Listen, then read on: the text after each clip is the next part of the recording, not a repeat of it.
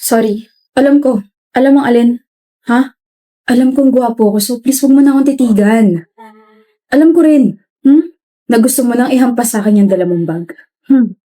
Iba na talaga mga kabataan eh. Ang kapal ng mga magbuhat ng sariling bangko. Kala ko naman kapag nag-college na ako, pwede na ako magsuot ng kahit na ano. Ka-uniform pa rin pala. Init no? Pero at least we don't have to think kung ano yung pwede natin suotin araw-araw, di ba? Ah, Draven nga pala. Marketing irregular student. Okay, ano pangalan mo? Alam kong hindi mo ako titigilan base dyan sa mukha mo. Gladys, ayoko maging friends tayo. Ayoko. Sige, best friends na lang. Gladys! Masakit dyan mo? Lagi ka na lang kasing nakahawak dyan. Ito. May abs kasi ako eh. Nag-aalala ka na sa akin na bored lang ako. Lalambot din yung puso mo sa akin. Gladys! What is the meaning of this? Bakit di mo ko hintay? Tagal mo eh. Sabi mo sabay tayo pumasok. Di mo kayo mag-isa? Hindi. Ako sa'yo. Gladys, may iba ka pa bang friend? Wala. Meron! Ako. Pinilit mo kaya ako. Pero, hindi mo ba trip yung iba nating mga blockmates? Trip? And bakit hindi ka nakikihalubilo sa kanila? Dito ka na lang lagi sa likod nakapwesto like me. Trip ko sila pero hindi ko masabayan yung trip nila. Okay na. Ako? Sasabayan kita sa trip mo kahit lumangoy ka pa sa fish pond. Yung mga trip kong kaibigan, tahimik. Tahimik ako. Tahimik ako, Gladys. Promise. Sorry kung hindi ako nakapunta sa family dinner nyo kagabi Ayos lang. Hindi kasi ako pwede lumabas eh. Draven. Ayos lang. Nga pala, aalis ba kayo sa araw ng mga patay? Kasi kami oo. Dadalawin namin yung grandparents namin. Saan nyo dadalawin? Baka magkrusunandas natin. Oh? Sa Manila Memorial Park, sa Columbarium. Doon din kami! Best friend talaga tayo. Psst, doon lang po ako Huwag kang lalayo.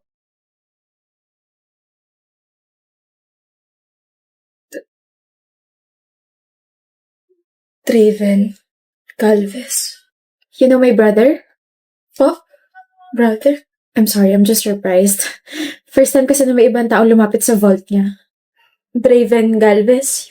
Draven Galvez, kilala mo ba siya? He doesn't have any friends, pero based from your reaction, parang kilalang kilala mo siya. Patay na siya. Huli ka na sa balita. Since last year pa, 2 saksak sa tiyan. He was murdered inside the campus. Gladys! Bakit nandito ka sa campus? Araw ng mga patay na. Bakit naka-uniform ka? Bakit? Totoo ba? Totoo bang patay ka na? Sorry, hindi ko sinabi. Naghihintay ako eh. Naghihintay? Naghihintay ako na may makita sa akin dito sa campus at madalaw ako ng taong yun sa vault ko. Yun yung huli kong kailangan gawin bago ako payagang makaalis dito sa school. Trip. I sometimes wonder bakit laging malungkot yung mga mata mo. Na kahit nangiti ka, natawa ka, hindi yun nawawala. Na parang nanghihingi ng tulong. Kaya pala palagi kang nakahawak sa tiyan mo. Kaya pala hindi ka man lang tinitignan ng ibang blockmates ko. Kaya pala parang may pumipigil sa aking hawakan ka. Kaya pala kapag nag-uusap tayo, people were giving me weird stares. Yun pala, patay ka na. Matagal na. Takot ka na ba sa akin? Hindi ako nagsisisi sa Draven. Masaya ako na nakilala kita. Hindi ba pwede dito ka na lang?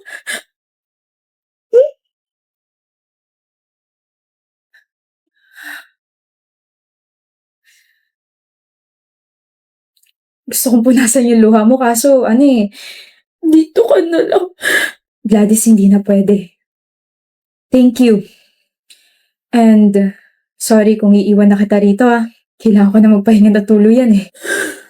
Bye-bye, Gladys. Salamat sa lahat.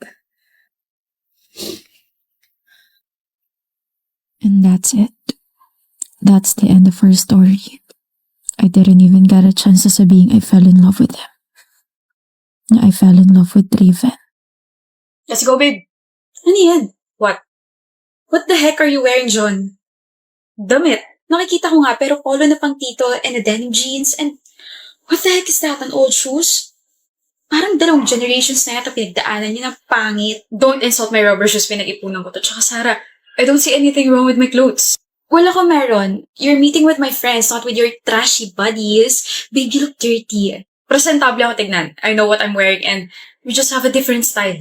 You know what? Let's go shopping. Baguhin natin lahat ng mga damit mo. You should wear shorts or those decent button-up polos. Ayoko. Komportable ako sa ganito. I feel more confident kapag ganito ako. They will laugh at you. Bakit? Kasi ganito suot ko.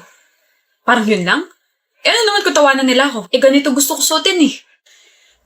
You don't understand. Ano ba hindi ko maintindihan ha? Sige nga Sarah. Ano yung hindi ko maintindihan? Yung itsura mo, tsaka yung pananamit mo. It matters to me because you're now carrying my name. Ano na lang sasabihin ng mga bago kong friends sa akin kapag nakita nilang ganito suot mo? Magiging katatawanan ako, John. So this is about you naman pala. Mas importante pa yung sasabihin nila. Eh, hindi ko naman ganito dati ah. Sabi mo, you love the way I present myself. Ano nangyari? Siyempre, nagbago na ako ng lifestyle because of my new friends. I mean, they are popular and I can see that. Ang hirap mo naman pakisamahan, John. Kung ayaw mong baguhin kita, pues magbabago na lang ako ng boyfriend. Okay. What? Kung babaguhin mo ko dahil sa opinion ng mga kaibigan mo, maghanap ka na lang ng bagong dadalhin sa kanila. I'm just helping you. You're not helping me. Ginagawa mo akong manika just for you to look good in front of your new friends. You're kind of ruining me, Sarah. Eh di mag-break na tayo. I think mas maganda ako tignan kung wala ka kasi you're bringing my status down. Okay. John? Sarah? Kamusta ka na? 5 years na lumilipas pero ganyan ka pa rin manamit. You still look dirty. My gosh, you haven't changed a bit. Napapag-iwanan ka na yata ng panahon. Pero ako hindi ko siya iiwan. Excuse me? Hi, I'm Ayla. John's fiancé. Finally, na-meet din kita, Sarah. Oh, sorry. Kilala kita kasi nakwento ka sa akin ni John before. So? So, hindi niya kailangan ng opinion mo. Shut up. No, you shut up. Ikaw yata hindi nagbago, miss. Talim mo pa rin magsalita. Bakit? Importante pa rin ba yung sasabihin ng mga friends mo kapag nalaman nilang ganito pa rin ang style ng fiancé ko? Ng ex mo? John? Oh, don't ask for his help. Hindi ka niya tutulungan. Well, kapag ex na, bawal na magmakapalang muka. You know, Sarah, I'm sorry pero I'm very happy na nakapaghiwalay ka sa kanya. Kasi I get to see him every single day and appreciate John for just being himself. Kaya umalis ka na dahil ang sakit mo sa mata. Whatever. Whatever. He's always been there. What do you mean by that? Yuchi, masyado ka na maraming nalalaman. Tama ka. Marami talaga ako nalalaman. Gawin ba naman akong tigabigay ng mga kung ano-ano eh? Yuchi, di ba nanalo si Lucy sa regional contest? Pabigay naman ito. Libro? Isa sa mga libro na favorite author niya, di ba mahilig siya sa fantasy? Deserve niya rin magpahinga kasi grabe yung stress na inabot niya eh. Bakit hindi ikaw yung magbigay? Ikaw na! Huwag mo sabihin ako nagbigay ah. Pag nalaman ko sinabi mo, ipagkakalat ko. Nakasweet tropa ko. Yuchi! Pabigay naman ito niluto ko para kay Lucy oh. Di ba favorite niya menudo? Hindi siya kumakain ng menudo kapag may atay. Walang atay yan. Hindi ko nalagyan. Bigay mo ha, pero huwag mo sasabihin ako yung nagbigay. Kapag nalaman kong sinabi niya, ipagkakalat ko na nandulas ka sa hagdan. Kanino to? May... Payong! Ang timing naman kung kailan umuulan. Sa akin! Sa akin galing yan. Eh bakit nilagay mo pa sa paper bag? Regalo ko sa'yo, lagi mo kasi nakakalimutan magdala ng payong. Oh, grabe talaga to si Yuji. Sa ibang school na nga pumapasok pero consistent pa rin. May kausap ka? Oo, yun nasa tabi mo. May sakit si Lucy? Oo, finals kasi kaya walang maayos na tulog. Mapad lagi siya sa mga libro niya. Anyway, in-update lang kita kasi updater mo ka, diba? Nasa dorm kayo? Oo. Sige. Hello? Binabaan ako. Oh, nandito ka talaga? Diyan na sa paper bag lahat ng mga kailangan niya. Gamot para sa ubo, sipon, tsaka lagnat. May thermometer na rin dyan para ma-check mo yung temperature niya. Tapos meron dyan maliit na thermostat bottle. May nakalagay na lugaw dyan na niluto ko. Tapos meron dyan towel. Basahin mo na maligam-gam. Tapos ikaw na lang kaya magbigay. Sabihin mo na kasi sa kanya. Ayoko. Basta Yuchi, wag kong sabihin sa kanya na you just traveled 2 hours to give her these things. Oo na, gets ko na. Basta Eugene na. O na, ilalakad kita doon sa blockmate ko. Pero, thank you ah. Istodbo ka sa date namin ng boyfriend ko, alam mo ba yun? O Yuchi, ko hindi dahil sa akin, hindi mo magiging boyfriend yung dati kong blockmate ha. Oo na, nga pala, Lucy rented a new dorm para makapag-revision ng maayos sa ALE. Hindi ko magte-take? Hindi, but I can visit her. Ano na naman yung ibibigay mo? Care package para sa kanya. Wow. May mga pencils na dyan na pinatusahan ko ha. May mini fan, may chocolate, candies, notepad, highlighters, ballpen, tsaka notebook. Ako? Ako na yung kaibigan mo na palaging tinutulungan ka. Nasaan yung akin? May nagkikare na sa'yo, okay na yun. Alam mo, sana maging kayo na ni Lucy. Tss. Paano pag nagka-boyfriend siya? Eh di, titigil na ako. Tapos wala kang babanggitin sa kanya, wala kang sasabihin sa kanya? Oh, I'm happy naman na natutulungan ko siya. Okay na, Karan. At yun ang kwento kung ano yung nangyari sa loob ng 10 taon. Exit na ako. Bye. Dagdag talaga nun. Sorry Lucy, kasi hindi ko sinabi sa'yo kasi di ba sabi ko dati na ayoko ma-distract ka. Aware ako. Huh? All this time, Eugene, aware ako na nandyan ka. Huh? I was upset when I noticed na bigla kang lumayo after your confession kasi I was expecting na you'll keep talking to me when I rejected you. Pero may na-realize ako nung college ako. Yuchi kept giving me these things, these cute and memorable gifts, and then narinig ko yung pangalan mo from her. Pero nagbingi-bingihan ako kasi feeling ko ayaw mo talagang sabihin sa akin na ikaw yung nagbibigay nun.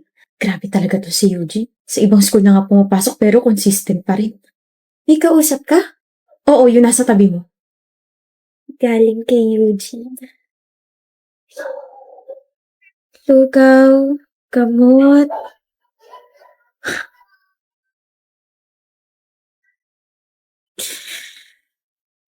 Thank you, Eugene. Care package.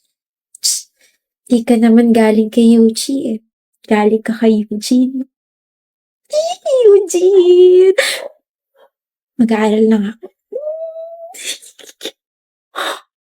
After I passed my board exam, akala ko kakausapin mo na ako but you still stayed in the shadows. Ever since I saw your efforts, I was waiting for you to come out, Eugene. And then 10 years later, until now, hindi ko kayang gumusto sa iba. Kasi hinihintay kita. Kung hindi pa sinabi ni Eugene, kailan ka magsasabi? Ngayon sana. Ngayon sana ako aamin. May stable jobs na kasi tayo, diba? Tapos alam ko hindi na ako makakadistract sa'yo. So, ngayon sana ako aamin. Di pa naman tayo late, diba? Hindi walang late-late. Makakapag-date pa rin naman tayo kahit boyfriend na kita. Upo na tayo. I think the program's gonna start na. Architect Lucy. Makakagawa na tayo ng memories together after those 10 lost years. We already made memories together, Mayuchi, and hindi ka nawala sa tabi ko, remember?